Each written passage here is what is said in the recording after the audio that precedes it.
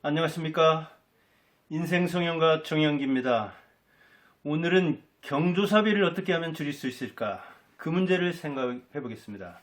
경조사비, 부담은 돼도 이거 참 줄이기 어려운 항목인데, 특히 나이가 들어서 노년이 되면 수입은 없는데, 자산은 적은데, 이거 줄일 수도 없어서 고민하는 영역입니다. 오늘 그런 고민을 하는 분들은 한번 저와 함께, 저도 이제 58년생이니까 이런 문제에 많이 부딪히는데, 제가 뭐랄까 실기를 하나 더 하고 여러분들도 머리를 짜내서 경조사비를 줄이고 그리고 인생을 더 행복하게 할 수 있기를 바랍니다. 오늘은 일본에서 동생이 사다 준 것인데,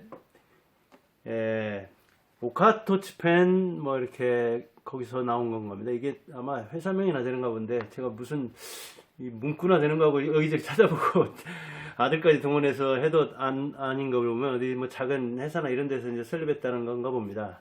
이렇게 돼 있고 이게 들 수 있게 돼 있죠. 이거는 이제 종이에다가 이렇게 헝겊을 입혔습니다. 그리고 찬란한 이렇게 뭐 반짝반짝하는 것을, 그리고 일본인답게 역시 이렇게 서랍도 달았습니다. 서랍. 예. 안에는 이렇게 돼 있습니다. 참 요새 뭐 일본하고 관계가 좀 서먹한데, 일본에서 사온 종이, 천, 여기는 뭐 나무네, 나무 등을 동원한 필통입니다. 어색찬란하죠? 예. 자, 중앙일보가 올해입니다. 1월 6일 날 55년생 베이비 부머라고 하죠. 흔히 저는 58년생인데 베이비 부머 시작입니다. 그러니까 올해 만 65세 되는데 남녀 수십 명을 대상으로 인터뷰를 실시했습니다. 그러니까 거기에 응한 사람이 31명인데 그 지출 그 조사 결과가 나와 있습니다. 그들에게 설문을 하니까 가장 부담스러운 지출이 뭐냐 물어보니까 경조사비였습니다. 31명 중에 무려 16명. 자기에게 쓰는 의료비는 5명이 부담스럽다. 그 다음에 보험료는 3명. 65세인데도 이렇게 보험료를 내는가 봅니다. 뭐 실손보험이나 보다 뭐 이게 이제 해마다 오르고 하니까 되게 그 경제 설계를 잘 해야 되는데 절반 이상이 경조사비가 부담스럽다고 했습니다. 최고로. 그것은 마음은 없어도 어쩔 수 없이 써야 하는 영역이라는 이야기죠. 그러면 재정이 악화될 때에 가장 줄이기 힘든 게 뭐냐? 역시 경조사비가 1등이었습니다. 그러니까 경조사비는 가장 부담스러운데도 가장 줄이기 힘든 영역으로, 아주 줄이기 힘든 영역으로 들었습니다. 식료품비나 외식비나 의료비나 연료비나 문화비보다도 더 줄이기 어려운 항목이 경조사비다. 그렇게 얘기했습니다. 뭐 모임 몇 개 나가고 하면은 옛날에는 3만 원이었는데 기본이 지금은 한 5만 원. 그래서 이제 그게 5만 원권 나오면서는 10만 원으로 올라가는 추세라고 합니다. 그래서 수입이든 자산이든 규모에 관계없이 최소는 10만 원에서 100만 원이어가지고 평균 잡아도 50만 원 안팎이 나간다는 겁니다. 그러니까 65세 이상이면 남녀니까 경제 활동하는 사람도 있기는 하겠지만 이 50만 원 안팎이 300 번다고 하더라도, 공무원 뭐 한 30년 하면 300 안팎 연금 타는데 거기서 이제 이것저것 여러 항목으로 나가잖아요. 그런 사람도 부담스러울 금액이죠. 근데 제 경우에 이제 이게 범위를 잡아보면 친인척은 뭐 저 육형제 또 큰아버지 작은아버지랑 이렇게 해서 이제 한 사촌까지 잡으면 우리 쪽으로 100명, 한 사람은 오형제, 또 거기에서 사촌까지 이렇게 잡으면 뭐 또 몇십 명. 그것만 해도 200명 안팎이잖아요. 또 학연 따지면 이제 초, 중, 고, 대 뭐 수백 명이죠. 지연 저희 마을로 국한해도 이제 제가 분교 다녔는데 그 마을이 반월리라는 곳인데 마을로 국한해도 역시 또 수십 명은 되죠. 이제 물론 이제 지연과 학연 이것은 이제 겹치는 측면이 있지만, 그러니까 수백 명이잖아요. 어찌 보면 아는 사람이라는 것은 우리가 안다는 게 이게 참 어디까지냐, 이름만 알면 아는 것이냐, 초중으로 같이 다닌 사람 아는 것이냐, 역시 어떤 모임을 같이 하고 취미나 취향, 사상, 철학 이런 게 비슷할 때, 한마디로 말이 통할 때 안다고 하느냐, 그것에 따라서 이를테면 이것은 이제 뭐 모임이 있으면 거기에 주소가 올라가 있으면, 번호가 올라가 있으면 쫙 이렇게 문자를 보내잖아요. 어떤 경우에는 이게 이제 계좌번호까지 보내기도 하고 그러잖아요. 저 이제 제 또래 55년생이면 저보다 3살 많은데, 자녀 결혼 또는 자녀가 결혼 안 했을 때는 용돈까지 책임지는 경우가 많습니다. 그 다음에 이제 부모 세대의 이 상사, 부모들이 돌아가시죠.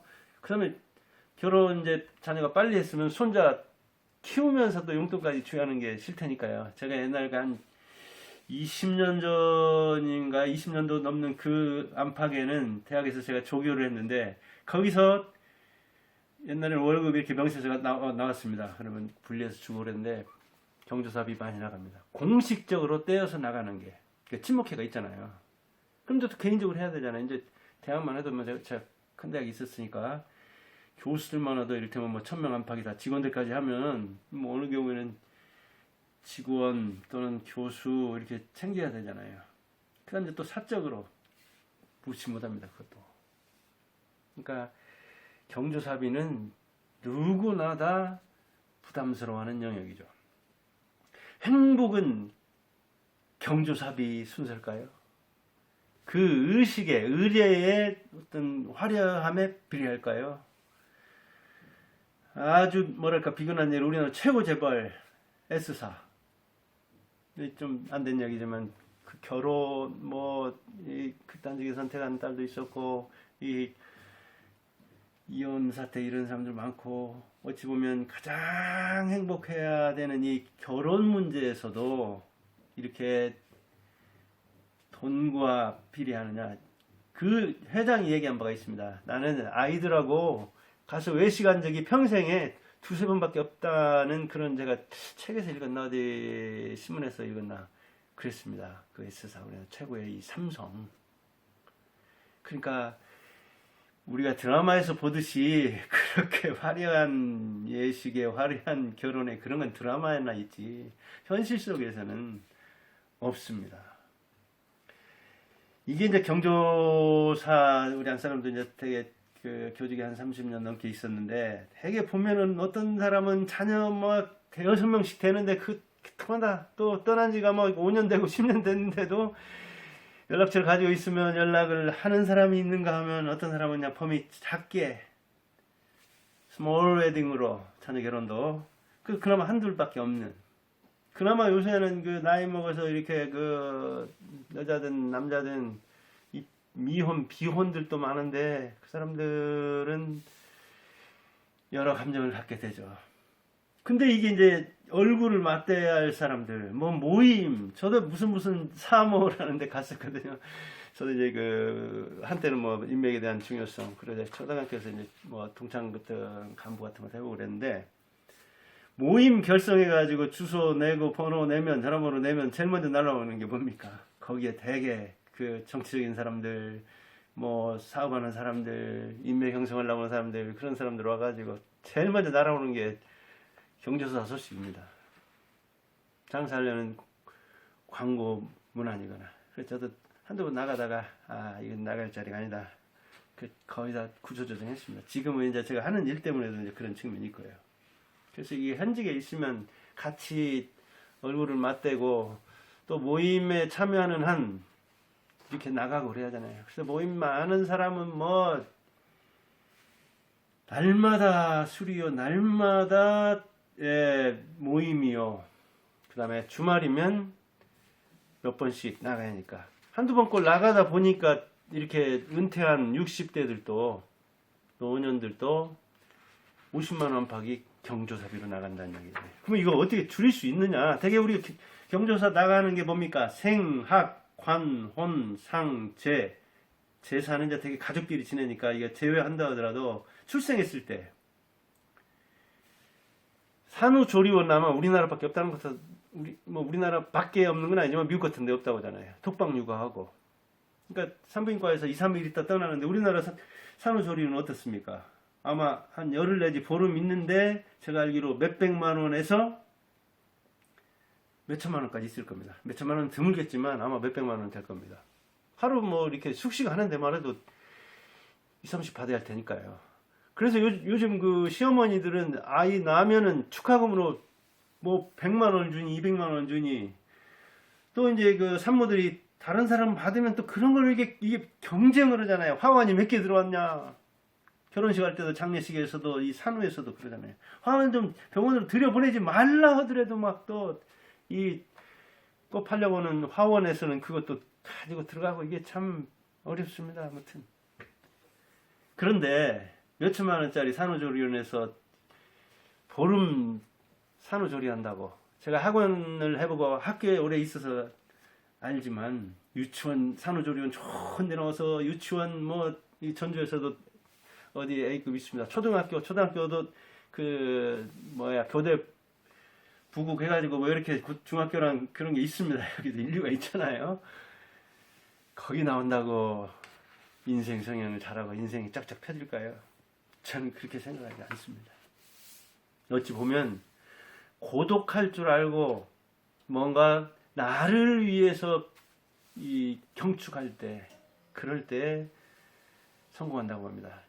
파편화된 시대에 왜 이리 1인 가족이 많이 사는데 이렇게 경조사비는 낳으면 요람에서 무덤까지 아까도 얘기했듯이 관원상제뿐만 아니라 낳으면 돌 이것저것 다 찾는 사람은 100일 돌 또 3살 먹어가지고 어린이집 간다고 하면 어린이집 들어갈 때 이 축하할 날이 어찌 그리 많은지요. 조금 크면 초등학교 들어가면 무슨 대인이 아마 달마다 있을 거래요. 이 상업 문화 여기에 휘둘리다 보면 그거 다 찾아주다 보면 저도 아직 할아버지가 안 되고 아들 둘 다 이제 참 30대인데 아직 결혼을 안 했는데 아무튼 부모 노릇도 할머니 노릇도 매우 힘들어지죠. 그러면 우리가 이렇게 경조사비를 부담스러워 한다는 이야기는 마음 가는데 돈 가는 건데 돈은 가지만 마음은 안 간다는 이야기예요. 실제로 조사해보면 옛날에는 마음을 열 사람 몇 명 있냐? 한 15년 전? 2명 정도. 지금은 마음 열 사람 몇 명 있냐? 한 명도 없어요. 돈 가는데 마음 가는데 돈을 그렇게 많이 여기 주면 마음을 줄 사람도 있어야 하잖아요. 없다고 하는 조사가 우리나라도 나오고 서양도 그래요. 미국 같은 데서도 마찬가지고. 그만큼 대인관계는 넓어졌지만 마당발처럼 여기저기 뛰어다녀 봤자 어찌 보면 급할 때 천천만 원 빌릴 때도 없고 급할 때 마음 줄 때가 없어가지고 그 자살하는 사람들이 주저흔을 남기잖아요. 주저 하는 거예요. 스마트폰을 몇 번 하고 문자까지 작성해 놓는 거예요. 그래도 날 사람이 없는 거예요.